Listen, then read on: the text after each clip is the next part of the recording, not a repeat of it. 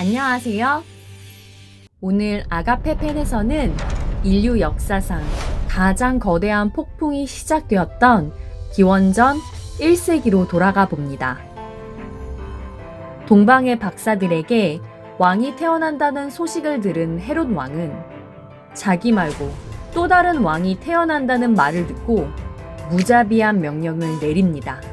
베들레헴의 2살 아래 남자아이들은 모두 죽여라. 그때 베들레헴에서 태어나신 예수님의 운명은 어떻게 되었을까요?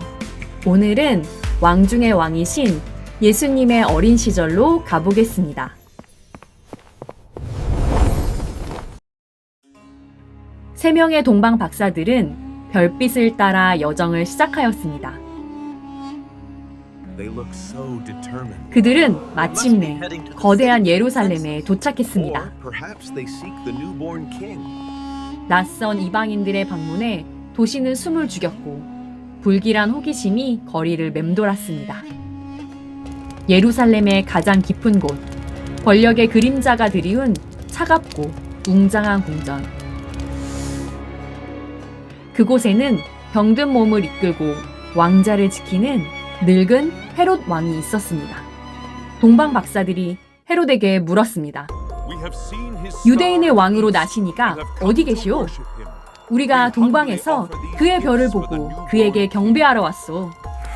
이 순진한 질문은 잠자던 뱀 같은 헤롯의 마음을 깨웠습니다. 동방의 박사들이 왕이 난다고 한 말에 헤롯 왕과 온 예루살렘이 떠들썩했습니다. 헤롯이 모든 대제사장들과 백성의 서기관들을 모아 그리스도가 어디서 나겠냐 물었습니다. 당황한 학자들은 먼지 쌓인 두루마리 속에서 베들레헴이라는 선지자의 오래된 예언을 찾아냈습니다. 나 외에 누가 왕이지?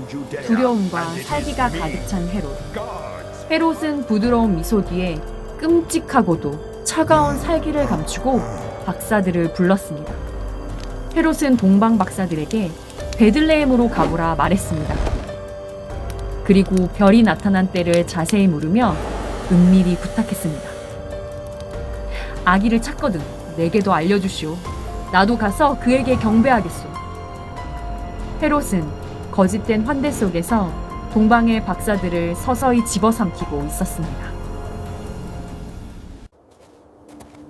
동방의 박사들은 왕의 말을 듣고 베들레헴으로 향했습니다. 동방의 박사들을 인도하던 별빛은 한 마구간 위에 멈췄습니다. 가장 초라한 마구간에서 동방 박사들은 위대한 왕의 탄생을 맞이했습니다. 아기 예수님께 황금과 모략과 유향을 드리며 기쁨으로 경배했습니다. 이후 거룩한 기쁨이 지나간 밤, 무거운 정적이 작은 흙집을 감쌌습니다. 자고 있는 동안 동방의 박사들에게 들린 신의 음성. 절대 헤롯에게로 돌아가지 마라. 그들은 일어나 헤롯을 피해 다른 길로 고국에 돌아갔습니다. 그때 고단한 잠에 빠진 요셉에게도 다급한 경고가 울려 퍼졌습니다. 헤롯이 아기를 찾아 죽이려 하니 일어나 아기와 그의 어머니를 데리고 이집트로 피해라. 내가 너에게 말하기 전까지 거기 있어라. 어둠 속에서 번쩍 눈을 뜬 요셉. 그의 본능이 거대한 위험을 직감했습니다. 소리조차 낼 수 없는 깊은 밤, 거친 숨을 삼키며 서둘러 나귀의 짐을 꾸렸습니다. 마리아는 세상의 전부인 작은 생명을 품에 안고 두려움 속에서 발걸음을 뗐습니다. 닥쳐올 비극을 모르는 평화로운 마을을 뒤로 한 채 가족은 칠흑 같은 광야로 몸을 숨겼습니다. 동방의 박사들에게 농락당했음을 깨달은 헤롯 왕. 그의 두려움은 상처 입은 자존심과 뒤엉켜 걷잡을 수 없는 광기로 폭발했습니다. 궁전의 모든 이들이 얼어붙은 채 미쳐버린 헤롯 왕을 마주해야 했습니다.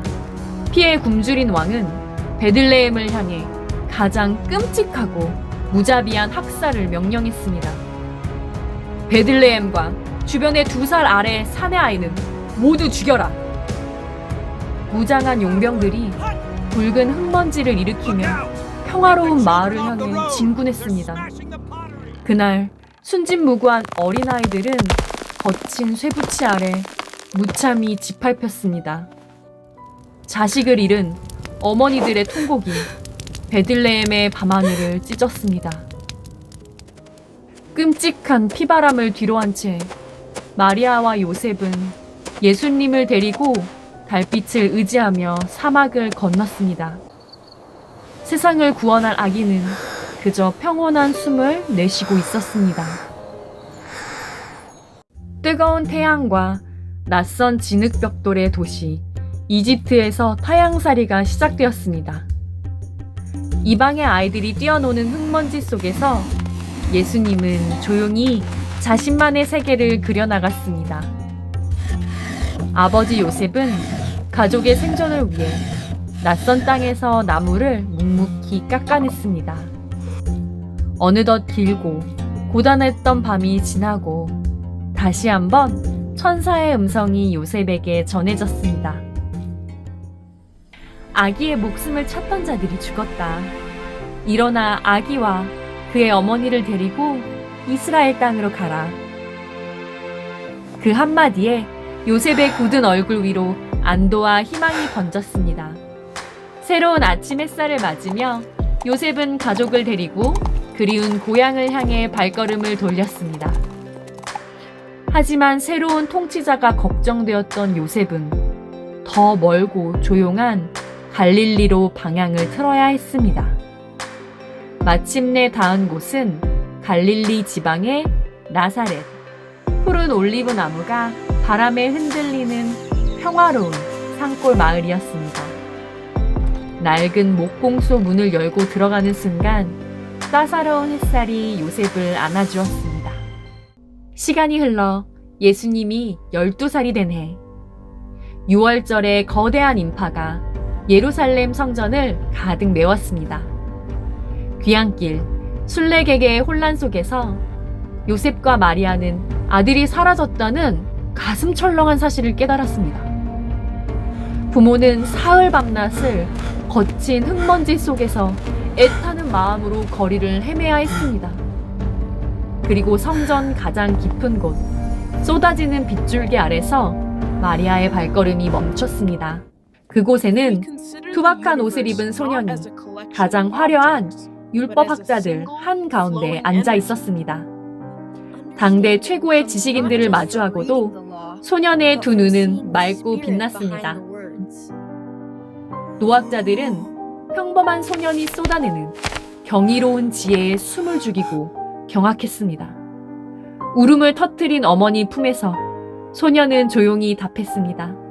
어머니, 제가 제 아버지 집에 있어야 할 줄을 모르셨습니까?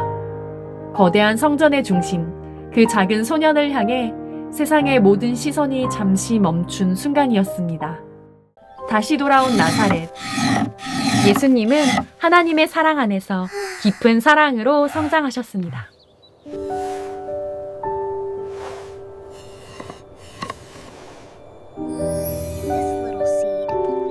If we plant it with care, it will grow tall towards the sun.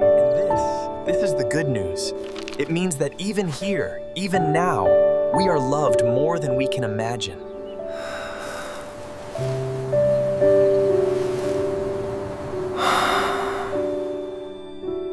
청년이 된 예수님은 거친 올리브 나무를 베고 다듬으며 정직하고 뜨거운 땀방울을 흘렸습니다.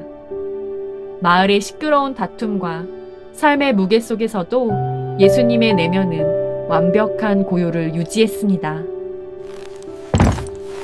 그렇게 예수님은 18해 긴 침묵을 깨고 홀로 그 위대한 여정을 시작하셨습니다.